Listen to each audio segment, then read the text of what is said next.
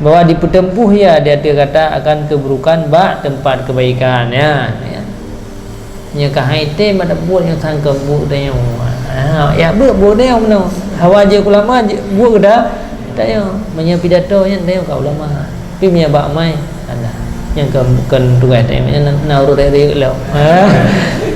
Pi punya baik tak mampai. Ya nampai. Nya mi kalagi-lagian jiwa nya berada boleh dia kai pengelih syaitan. Kai pengelih syaitan ini pedua dia iaitu bak tempat kebaikan jet ke tempat keburukan. Tiga kebaikan hai hak rai keburukan. Wa hum yahsabuna annahum yusinun. Mereka menganggap bahwa bagus mereka itu akan apa yang dikerjakan. Jadi dia anggap juga datanya rai tempat pengelih syaitan. Anggap good. Babung apa bapi dia gini. Lama-lama awal lagi orang tidak. Pegah dah ya. Pegah dah ya. Terus dia mupa pegah habis apa habis hotel ya.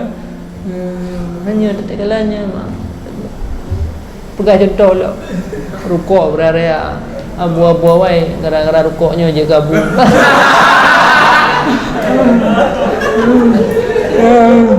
Kayak main cerita. Pegah je dah kabur. Jadi yang ni anak ada ya. Anak ada. Bela alam habis besar nengian. Alladzina yahsabuna annahum yusinuna sun alladzina dhalla sa'yuhum. Padahal tinggal tak kerjakan sesuatu yang buruk tetapi dalam anggapannya yang paling refreshing lebih jula. Ya refreshing untuk cahlan lembu. Allah. Dan di ketika demikian yatlu alaika syaitan. Ibaca dia kata ada syaitan akan kelebihan ilmu. Aja ikupi mukminin. Salah man tadu di dalam majlis ilmu saya. Dari po 8 dah sembut sampai tengah 12 dum pala tu. Ani tubuh kayak ana. Cil thana.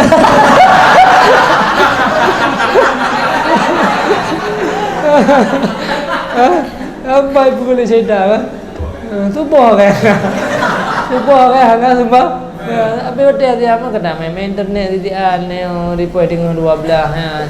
Tengah 12 sampai subuh kan nang salah. Tengah ada tahqiq kitab pula. Yang ni baca cerita. Malah lah tak lah yang gong cerita betul tak kata. Betul kata. Bu berai tu puji dia. Kolot goyan bang kolot nah otot dok. Terbelakangan apa pakai ya. Hanai go hanai depu ya hanai depan mangat hanai depan mangat be mau gaya mah tempat roh ada pokoknya dah maju syaitan le syaitan dah maju